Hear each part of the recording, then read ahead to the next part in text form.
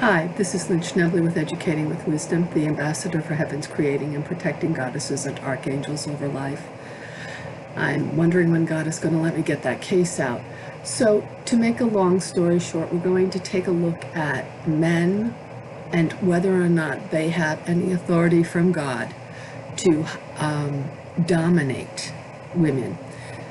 And I'm going to press the point which I've said before, and it's covered in the images of the Lost Book of Nostradamus, of what happens when you breed people as alpha males and the submissive nature of the female. So I think we have to begin to look at how we are going to straighten out our own genetic gene pool so that it's not so weak, but also so that we don't have the violent alpha male, who's not necessarily more intelligent. He's more violent and cunning, and how he dominates the other. Let's go in and take a look at Genesis 3, and we're going to look and see how in the Hebrew, and even how in Revelations, it is the woman's gene and it is the woman that's going to stand up to the bat. This is particularly important because much of the work that I'm going to be doing in the near future is reaching out to women across ethnic and racial groups to lift them up, because regardless of what happens to us, it's not a racial thing when we're in our own homeland. It's a misogynistic thing. So let's go in and see what Genesis has to tell us in Genesis 3. Because as it turns out, that much of the fabric and the foundation of the church is based on a misogynistic Babylonian text that is not biblical in nature, that is occultist in nature. And the carrying through of that colored not just the speeches of St. Paul or the writings of St. Paul, but has continued to enable bad behavior. And this Babylonian text is infused with the dragon people, with the Celts, it's infused with Semitics, but it's not infused with the original godlike people that inhabited this swath of land and helped to bring us agriculture and a more peaceful existence. So let's go in and take a look at Genesis 3 and work our way up. And God said unto Adam, that you listen to voice of woman. Now, this is, I guess, all part of a Babylonian text that is, having seen parts of it online, you can only believe that Satan wrote it. But and this is what the Orthodox Jews spend their time reading, and the Hasidim. Anyway, the tree which I instructed you to say you shall not eat, being cursed. Now Jesus goes through and he fixes all of this. Look at this word in Greek. It actually means hard labor, back-breaking labor. All the days of lives of you shall eat the herbage of the field. You're also going to eat the flowers. You're going to eat the fruits and the sweat of the nostrils. Okay, so let's look at the word in Greek. Also the be in and then grief. Here's me in grief. You shall have sons, two men of you. It's impulse of you, and he shall rule in you. Notice it's in you and not over you. If it was on or over, it would be all, not the be. So when they say rule over thee, this is not correct, and this is impulse. What we're going to go in and see is actually something called turning. And seed of you. So I am putting enmity between woman and between seed of you and between seed of her. When we talk about the snake, where the snake is truly a phallic symbol, it is. So what he's saying is the seed is not just the child, it is the word and the speech of the woman, and the word and the speech of the snake symbol, and that there will be hardship between them. All right? And the woman I am increasing grief. Notice this is the same word, grief of you in pregnancy. But it's really hard labor. And it's also, she will have to work and not just be pregnant. In labor, you shall give birth. Do we really think God said to only sons? And to man of you, impulse, we're going to see how it's turning. And he shall, and the word for rule, this is a play on words. This is a simile, this is a comparable, this means like. This is not the word for rule. The I means he, it's mishl without the I. If you put the I or the Y in there, that is the verb to rule or ruler. But just the mshl means like, and it's been a bad translation all along. So let's look at mishl.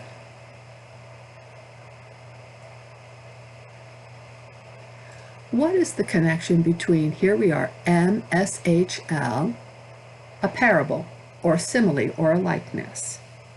And he shall be a parable, he shall be like you, there shall be things to be taught. Or am I, or mysh, which means ruler. Notice there is msh or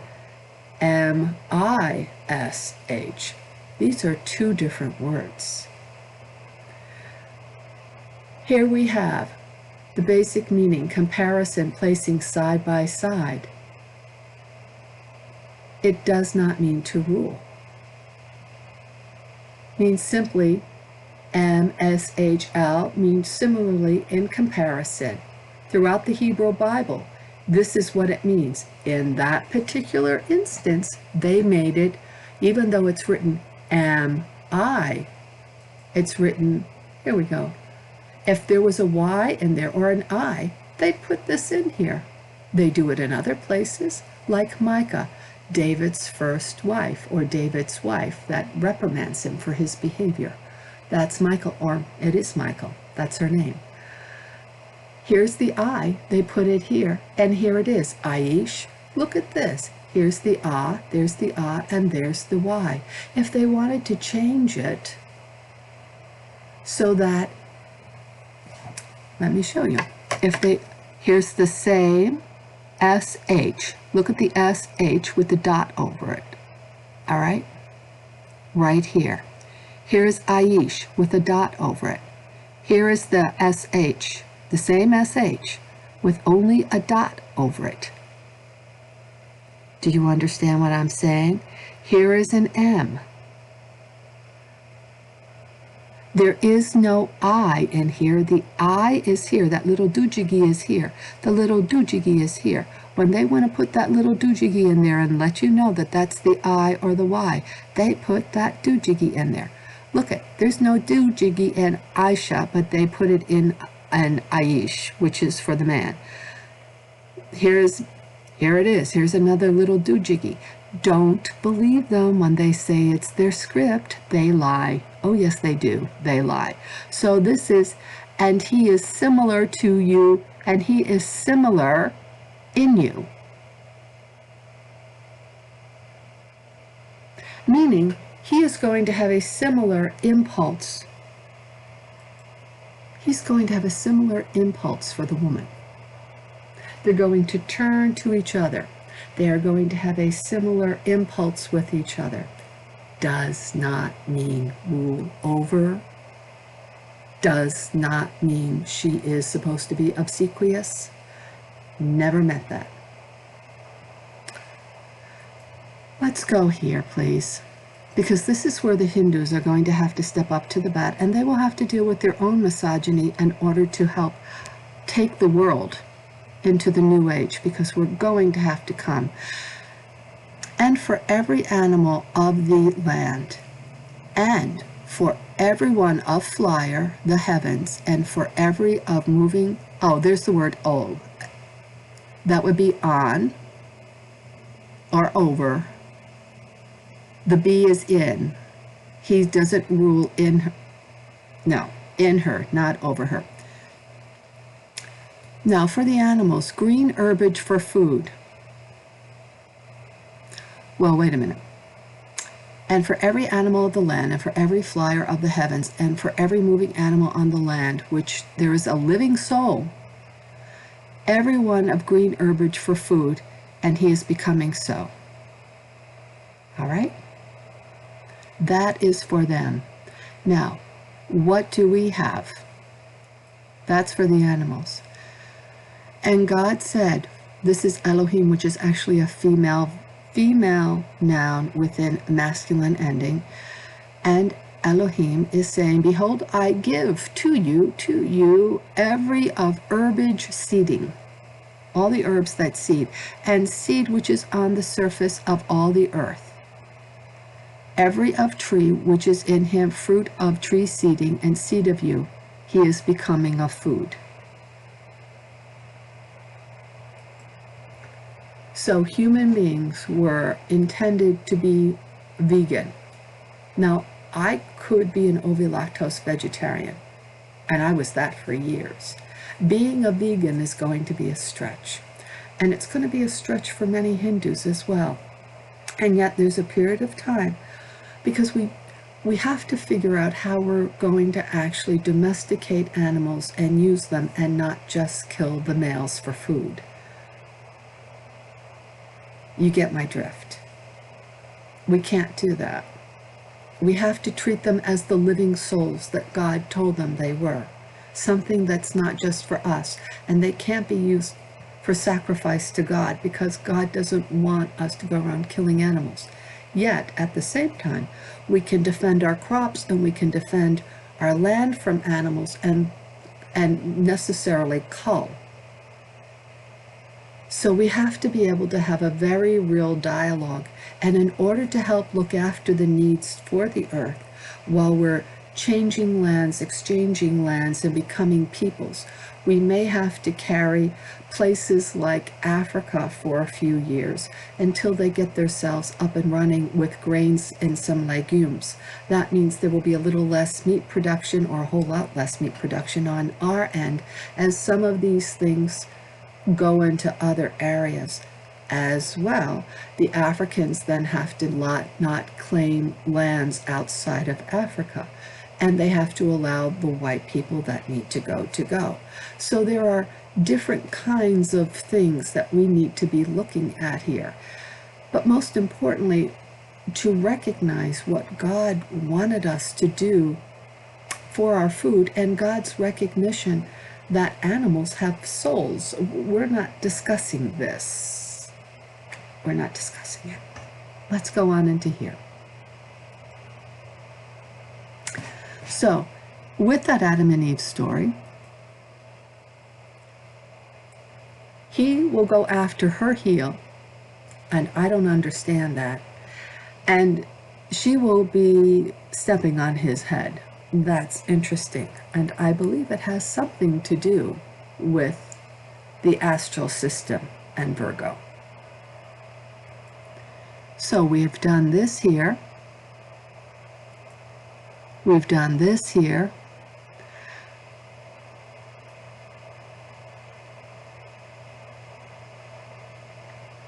and remember, it means to be like. It does not mean to rule over. That is a different word.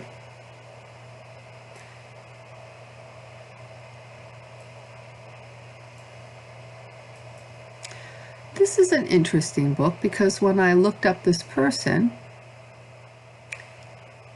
means above. Actually, it doesn't mean that. So this person, the translation that she worked with as well, is not the correct translation. Some of these things are interesting of what she's saying, but the translation itself is not correct, because she's not working with the right word. She's working with the word that means similar or like, but not the word that means ruler. She does go on to talk about the Eden and the two curses.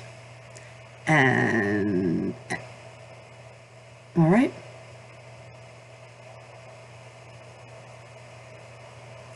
So that means that some of the things that Paul and others wrote that are in the New Testament, in the epistles and in the letters, are not based upon actual Hebrew scripture, but based upon Greek and Babylonian texts that are diabolically corrupted.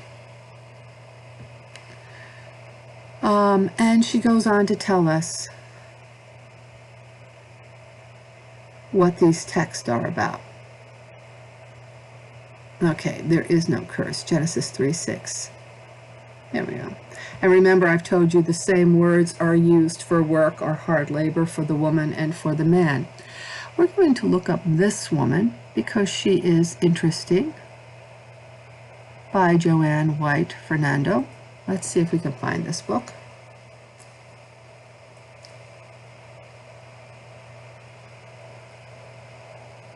And she uses the King James Version of the Bible, which I would not do. No, she does use others. All right. She's working out of this, but again, as I pointed out, the tradition of the text is not correct. The copyright was done here. How does God really feel about female genital, not genital, excuse me, although that's true too. Let's put you on pause. Now, the reason why I'm pointing certain things out is that this is a Christian text in a Christian company that supposedly published this, and yet there's no ranking on it. And I think they're sort of sending you a miss. There's a reason for this. All right. And I'm seeing some references to my case in this. I'm trying not to be paranoid. Let's look her up.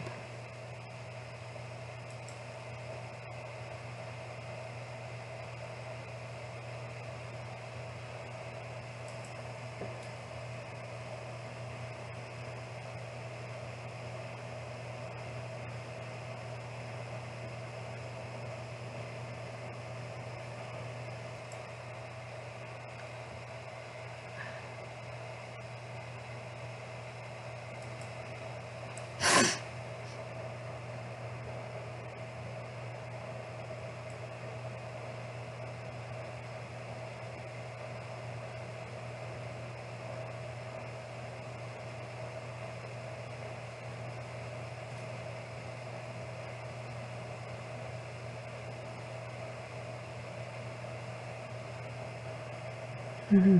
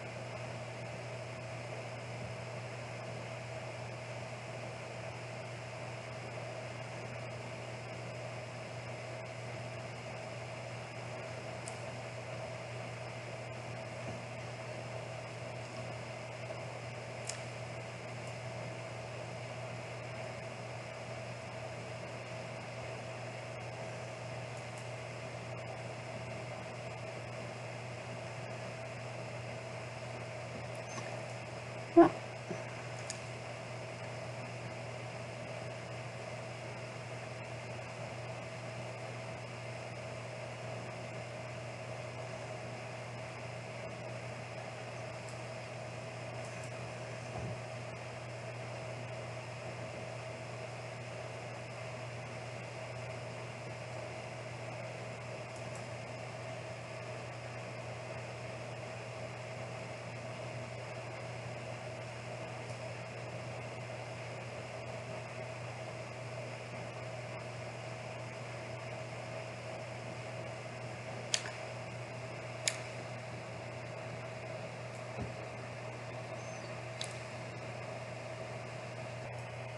I see. So this is who's actually printing it.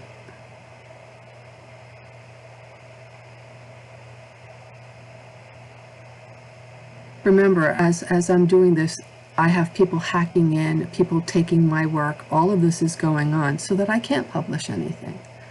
But what is interesting is where she says she's from, and the fact that nobody's really buying it, and that even though the other book is out there, there's really no information on it.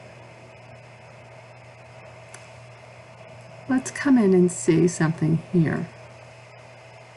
And I'm not saying she isn't real. I'm not saying that at all. I'm saying something I've always been right about when something doesn't feel right. Let's come back here.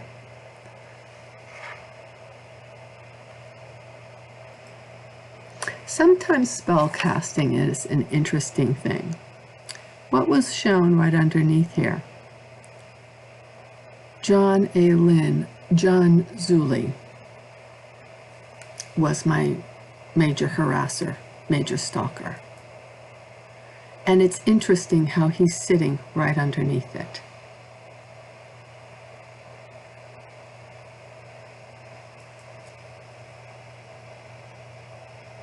That's not John Zuli. I'm not even beginning to suggest this. Why would she not have pointed out that they're not even the same word? I don't know. She pointed out a lot of good information. I perused through that book. But it's clearly not the same word. And she did point out some really good information. But her book isn't going anywhere. And it's a Christian corporation that published this.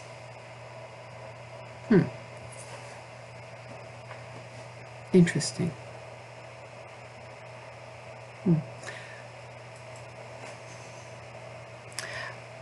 The Canaanite. We're going to go in and look at the Lost Book of Nostradamus right here. November the 25th, 2013. It's the flower now of Israel. The oldest piece of cultivation is occurring that we have found, and this clearly looked like, when I read it, it looked like an absolutely very early research base. Now remember in in Genesis, how it speaks about being among the weeds and how you're going to be growing among the weeds, and it talks about the prototype of weeds and all these things in here. There is a huge, huge difference. It talks about a sickle. It talks about breads, a grading stone. Now, of course, there's a lot of false news and a lot of false research going out there, but I'm assuming that this was really quite important because, for heaven's sakes, they didn't make a big to-do about it, and I think they didn't make a big to-do about it because they didn't want to pull in too much research or information concerning Genesis. Fisher hunter gatherers and establish a sedentary human camp. All right. But the site bears the remains of 6 shelters and particularly rich assemblage of plants. Upon retrieving and examining approximately 150 plant species, 150 plant species, 50,000, excuse me. How did they, upon retrieving and examining approximately 150,000 plant species, now I don't know if that's false news, but if that's real news, This is the research base. The researchers determined that early humans there had gathered over 140 species of plants. These included 13 known weeds mixed with edible cereals such as wild emmer, wild barley, and wild oats. A slab stone, you look at cereals, they have legumes that are going, and different types of fruits. All of their game is really small. So for instance, small birds, fish, things like that that are there. Wow. Wow. And this would be during the 2,000-year epoch of Capricorn. And remember, I've said that Capricorn looks like a mountain, or if you turn it the other way around, a cornucopia. So we're in the age of Virgo now, and Leo must give up his power, which is what we're looking at, a power struggle. And the last time we have a lot of agriculture hitting us again is the last time we were in an epoch of Virgo, and that was about 11,000 years ago.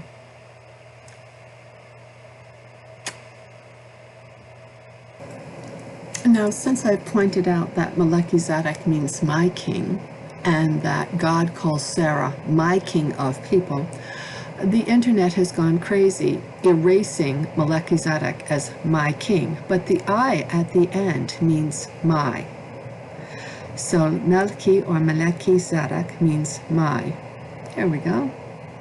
And I have, the name literally means my king, and they discuss it right here. This is actually a replay of Zedek, or Zedek is a replay of the king priest that came down from Hiram, that is a Phoenician pagan priest that actually sets up the temple with David and then with Solomon. Okay? And it means, literally means my king. So I'm going to make another copy of that. And why did they go through and change all of this elsewhere? Because they do this every time I point this out to them. Because they didn't like what it says here.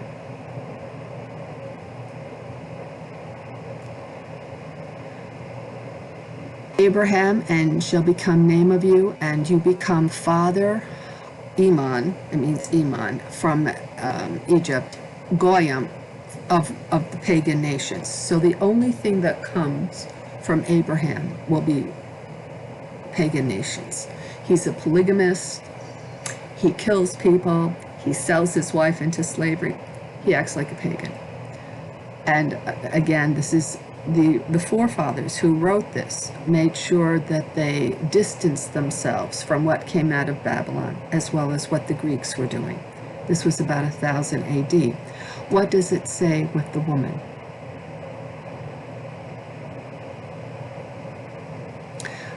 Isaac gets the land.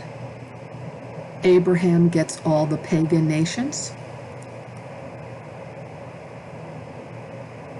Remember, the person that is supposed to be Isaac gets the land. And God is saying, Elohim, Sarai, woman of you, you shall be called, name of her, Sarai. You're not going to call her my Sarah or my princess anymore. You're just going to call her princess. She's not yours anymore. And I bless her, and moreover, I give from her to you a son, and I bless her, and she becomes to the pagan nations, my king. Not my king of, just my king. Now, it's translated here as mother. Mother is not in the text at all. And she becomes my king. People from her they shall become. So they went through and changed the online listings of my king, even for Melchizedek, except for a few choice locations, because they didn't like that I pointed out that only Goyim comes from Abraham. And they will bless themselves as Goyim. And that her king, she represents God's king. So we're looking at a Hurrian Hattian entity there versus a Semitic Balkan Greek entity. And remember, I've already pointed out that Nahabet is the Kaaba, and it is the Hobbit, and the Haba. I've already pointed that out. And Nahabet is the vulture goddess in Upper Egypt, that is ancient, long before Isis. And Horu is plural for Hor, which is the Horians. So this notion of Apollo and all of it doesn't exist. You can see why they would want me dead. Now here it says, in Yahweh he visited, this is actually more of a feminine noun than a masculine noun, visited Sarah, in which he said he is doing Yahweh for Sarah, which he spoke, and she became pregnant. So she has a baby that had nothing to do with Abraham's semen, because Abraham has already just sold her into slavery again as an old woman, and she had no voice. It's a mess. Let's go over to 22. So Isaac is really immaculate, and Abraham goes out to kill him again. Let's go to 22. Is it opening? I hope so. And Abraham, without begging for Isaac's life, God begs for Lot. Abraham begs for Lot. Abraham, we'll call him Abraham. Abraham begs for Lot. He begs for Hagar. He begs for Ishmael. He does not ask God for Sarah, nor does he ask God for Isaac. When he doesn't kill,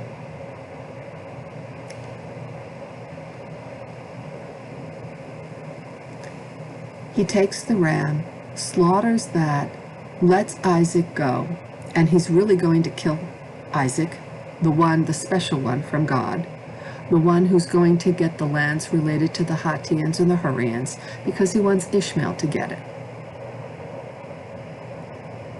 And let's talk about his blessing for doing that. That to bless I shall bless you, and to increase you I shall increase seed of you. The word of you. Seed is also word of you.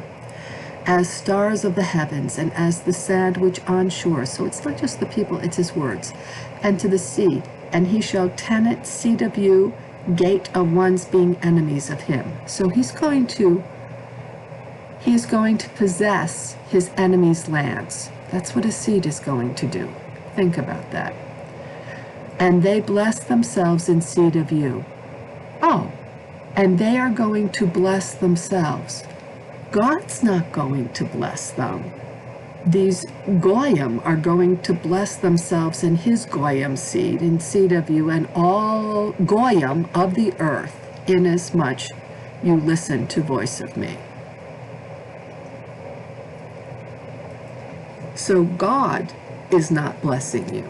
The Goyim, who are possessed by the Goyim seed of Abram, which are the Moabites, the Ammonites, the Hittites, not Hittites, the dragon people. These are all of his Goyim. Those Goyim, his Goyim, are going to consider themselves blessed in his seed, and this is a very destructive seed. Now, the people that are writing this Bible are gathering up the low life to see just how low you're willing to act. And then all of a sudden, the one who is Sarah steps in, the seed of Sarah steps in Daniel, steps in Micah, steps in Isaiah, and steps in Revelations 12 and on as the virgin. And that's where we see who took the low road, the destructive road, the violent road, the Goyim road. And Goyim is gay. That's literally where we get the word gay and guy. Yeah, that's come out of me. So here we have a mentioning again, look to Abraham your father, and to Sarah that bare you. And I call him alone, and bless him, and increase him. That is the only one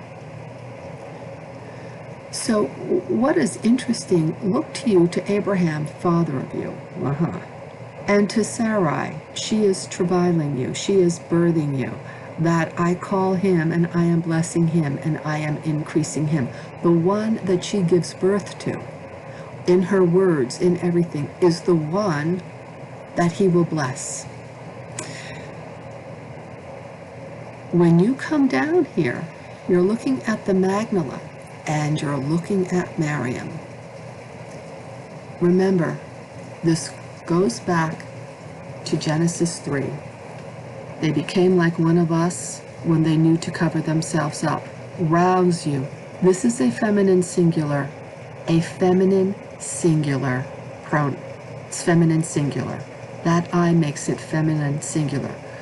And it's actually hurry, which could mean rouse you, or the female hurry.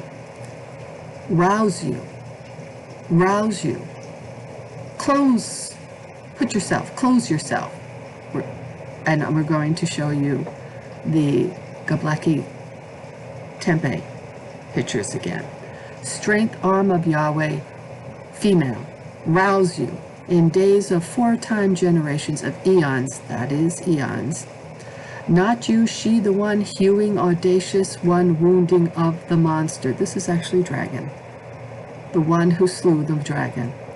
Not you, she, the one draining sea water of abyss, vast the places, depths of sea, way to pass of one's being redeemed. Uh-oh. It was a woman and not Moses. When you go down and see this, you will see Moses is not discussed at all. Not you, she, the one draining seawater of abyss, vast, and she places depths of sea. In fact, Miriam is changed in the Bible to some place as Epirath. And Epirath, or Epirata, would be the head of Epra, or a priestess of Hepa. Oh dear.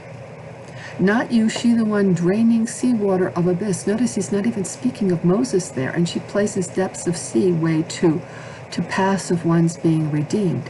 And one's being ransomed of Yahweh, they shall return and they shall enter Zion. Zion. This is about Zion. It's about either the Hittites or the Hurrians or the Hattis. In jubilation and rejoicing on the head of them, elation and rejoicing, they shall overtake.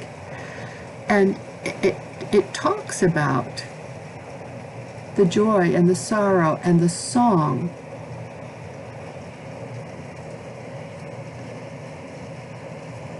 And as soon as we get past Isaiah 53, which is clearly an indication of Jesus, we go right back into the Magdala and what's going to happen in future years and times to come.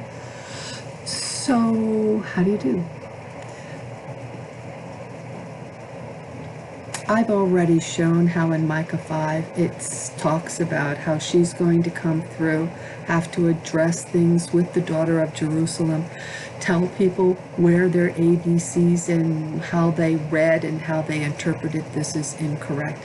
I've already pointed this out in previous things.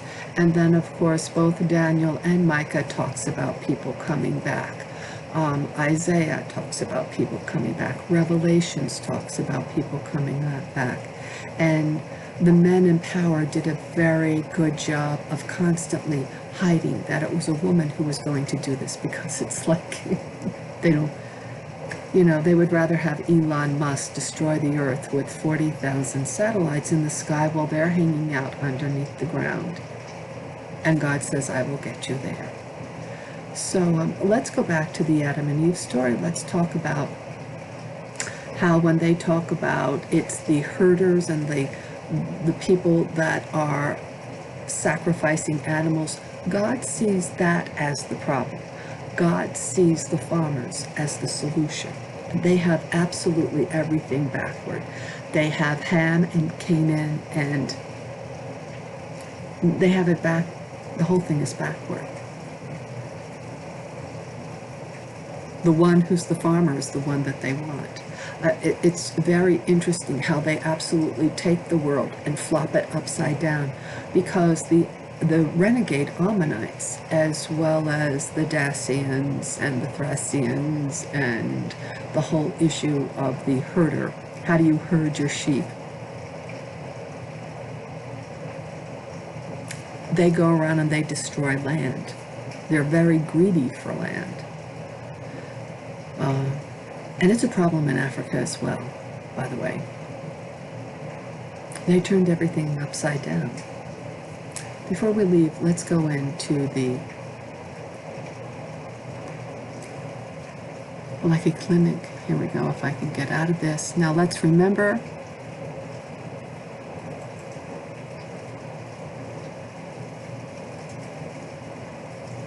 I saw those as the three judges. When you look through these, you are probably looking at sheaths of grain. It reminds me very much of grain that's been gathered. So it's gathered here, it goes down here, it gathers here. It's very interesting how this comes down.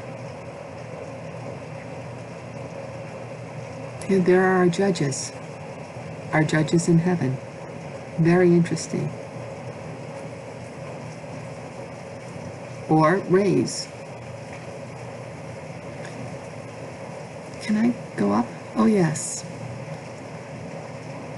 And here we have the griffin vulture, which is the griffin vulture of Nakhabit in Egypt. And the Nakhabit is all over King Tut. It's all over the ancient Egyptians. And this is the great queen of heaven, Nakhabit, and over life, the Haba. Kababa and Sybil are not at all related. Sybil is a maniac. And she's bringing the souls up. Notice how this looks like grain. And they have grain that's coming out here. Very interesting.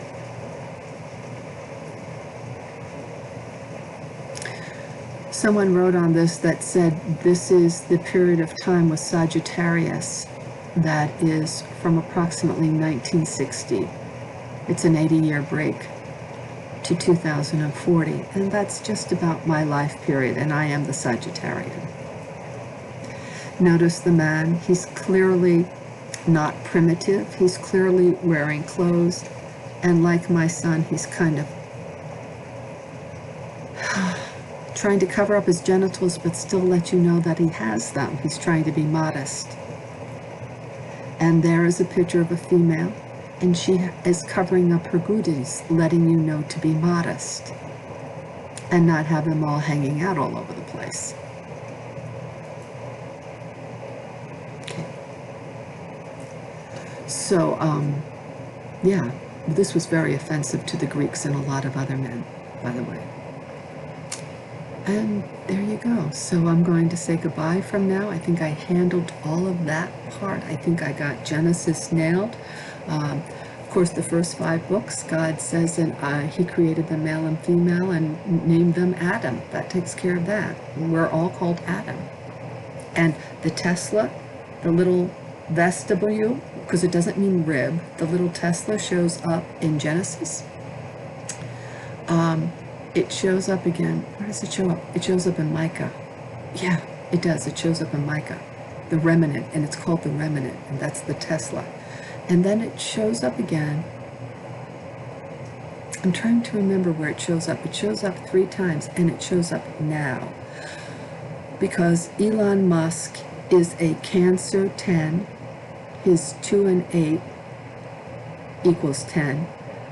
Nostradamus points out that his dragon plane comes down in Cancer and lets you know all of the black stars. I've already pointed out what that is.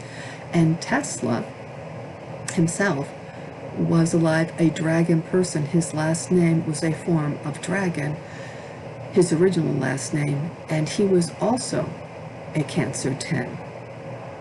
So we have Teslas showing up at least 3 times that are dragons.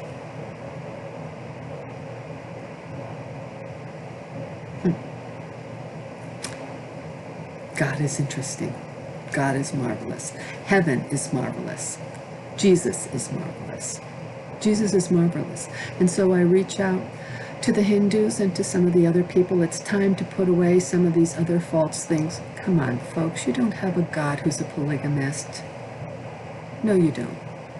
Really? No.